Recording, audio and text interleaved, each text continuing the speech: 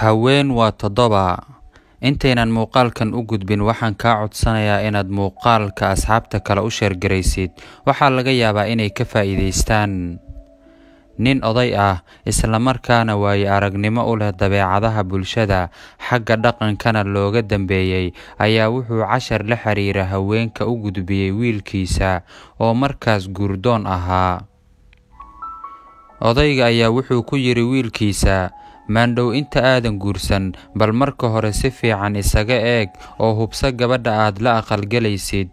Ogowna inay haweenku u kala baxaan 7 nooc, kuwaasi oo kala ah: 1. Ildheer waa gabadha indhaha uun warwareejiso oo la raacdo wixii cusub ee dhar, alaab guri, qalab lagu xaragoodo iyo wixii la mid ah ee suuqa ku soo kordha ama ku aragta gabdhaha kale, dabadeedna ku qasabta ninkeeda soo iibinta waxaas cusub. 2.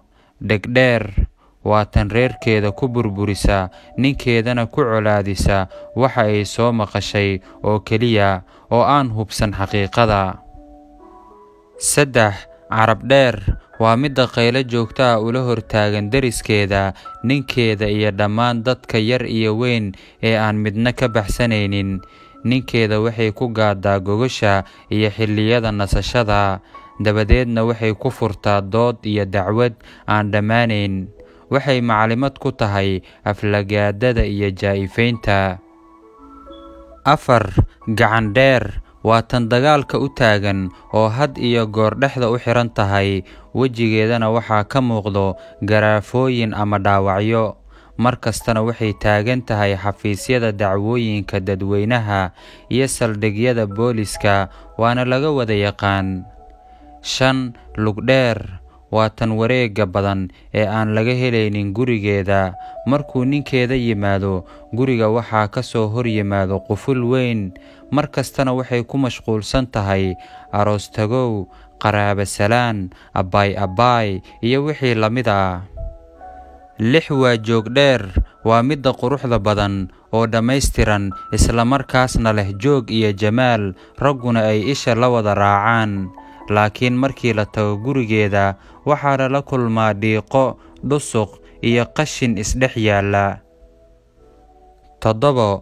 Garaad dheer waa marwo dumar, waa tan ugu qiimaha badan haweenka. Laga yaabo inaysan muuqaal ahaan qurux badnayn amaba aan soo jiidasho lahayn, laakiinse waxay leedahay qurux qarsoon sida akhlaaqda, xishoodka, dulqaadka, qadarinta iyo wixii la mid ah.